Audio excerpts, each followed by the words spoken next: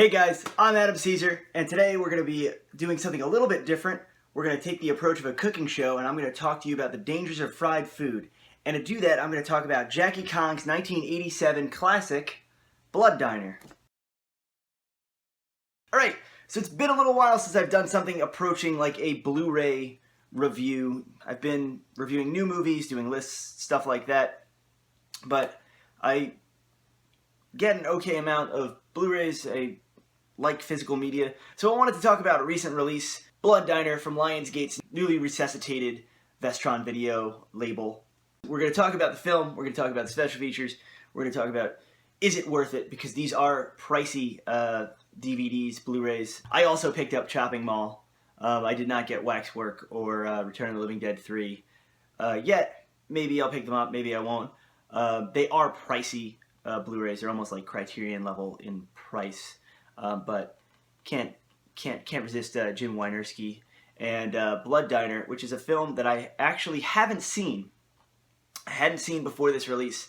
I have in one of those like 6 movie packs on DVD. Just kind of never got around to watching it. I know it's one of my friends, Real Splatter Productions, Mike Lombardo. He kind of loves that film, and he's been talking about it. And he went to the screening in New York where he met the director and stuff like that, and it kind of put it back on my radar. I was like, you know what, I should pick up that Blood Diner disc, give this movie a spin, because I've never watched it before. So a few months ago, I did a top 5 countdown of Herschell Gordon Lewis movies, and I did it because I just met Lewis and just been to a movie marathon featuring his films.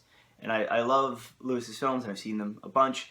I kind of knew that Blood Diner was a pseudo Blood Feast sequel, but I did not know to the extent that it was a Blood Feast sequel, because it was originally meant to be exactly a direct sequel.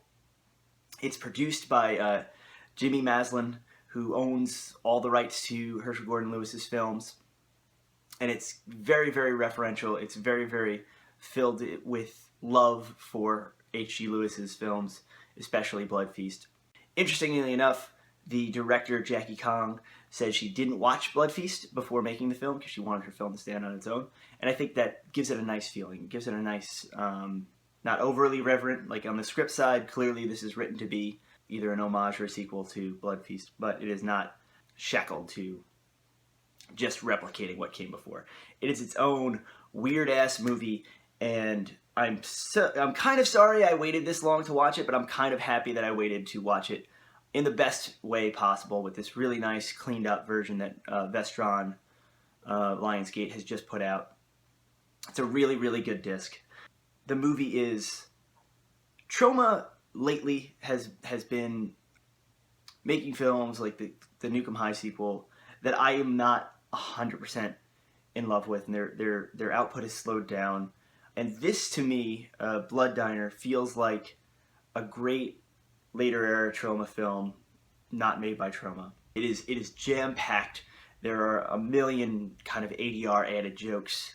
There are so many effect shots, so many kind of shoestring, wonky effect shots that are so charming, so weird and inventive that you just...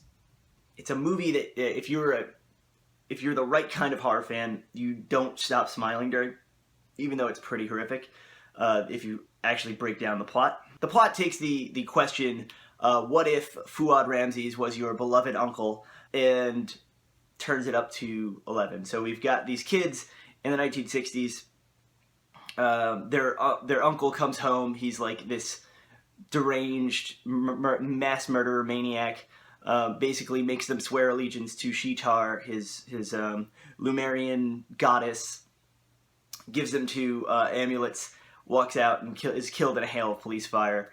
And these 2 little kids grow up in the 80s, the late 80s, to be diner owners who are tasked with resurrecting their uncle, and who he's just a brain in a jar with 2 eyes, talks to them the whole time, calls them bad names, and they have to kill enough girls to create the goddess Sheetar and to create a Lumerian feast, kind of like Blood Feast's Egyptian feast. It is way weirder in execution than it sounds. It's got this rockabilly, doo-wop, punk rock, kind of like the Cramps meet the Jackson 5 vibe style to the whole movie. And I really, really enjoy how it looks. I kind of chose this to talk about because I've been talking about kind of classier movies for a few videos in a row, and I wanted to talk about something that is just, you know, not many like Cannes Film Festival winners have fart sound effects added in post, and this movie has a bunch of them, and gross projectile vomiting, a guy using projectile vomiting basically as like a turret. It's gross, it's crass, it's got a ton of blood and guts and nudity, and it's kind of groundbreaking because Jackie Kong is one of the few female horror directors to kind of have made a cult classic. They talk about it in these special features. She's interviewed as part of, I guess, getting her Etheria Film Festival award, like Inspiration Award or Lifetime Achievement or something. She talked about how hard it was as not only a woman but an Asian American woman to break into the film industry and get these movies made.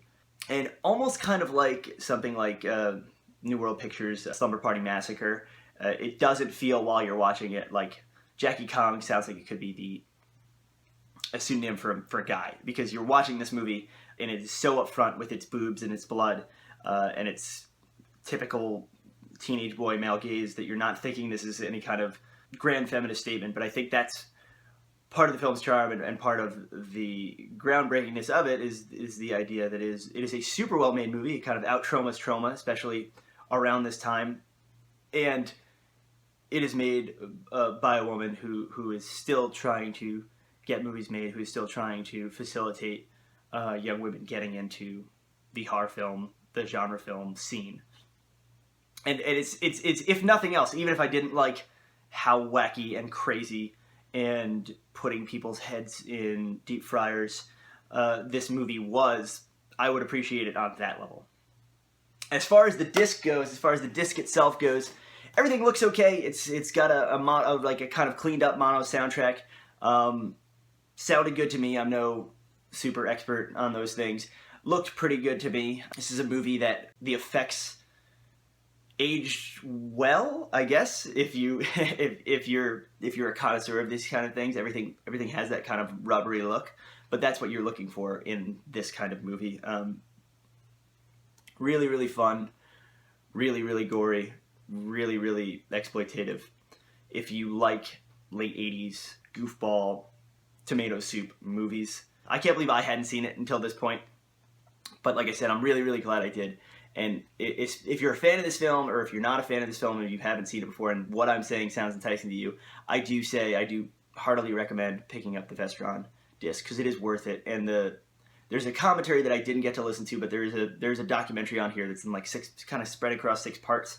But they talk to all the major players in the film who are still alive. Talk to Jimmy Maslin, who kind of starts out, gives what the intention of making the movie was. I had heard him talk at that Lewis event, that Herschel Gordon Lewis event, and this kind of, he had mentioned Blood Diner, and this kind of goes and fills in that backstory. I was like, I don't know what this guy's talking about, but now I do. Jackie Kong, the interview with her in here is great. There's a lot of other stuff, a lot of other kind of ephemera. As far as this week's book recommendation goes, because I am a fiction writer, I write horror novels, horror short stories, horror stuff that you can buy right now. If you went down into the links and clicked around through Amazon and Barnes & Noble, wherever you get books, Christmas is coming up, so you should do that.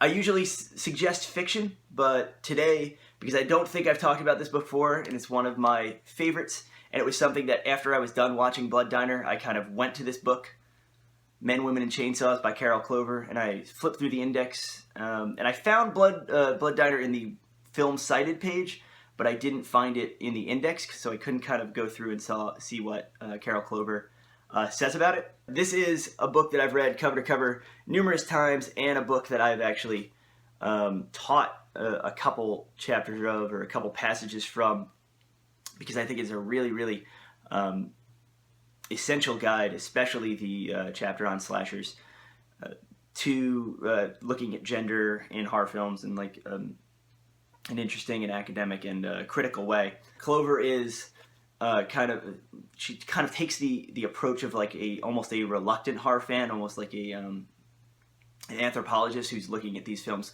at somewhat of a distance. But her discussions about certain films, especially like I Spit on Your Grave and Halloween and these kind of seminal female-centric films, very, very, very, very good, very, very insightful. Half of you, I'm sure, have read this book that I'm talking to. The other half should, because it's really, really cool, even if you're not like a film studies person, even if you're just like a casual viewer.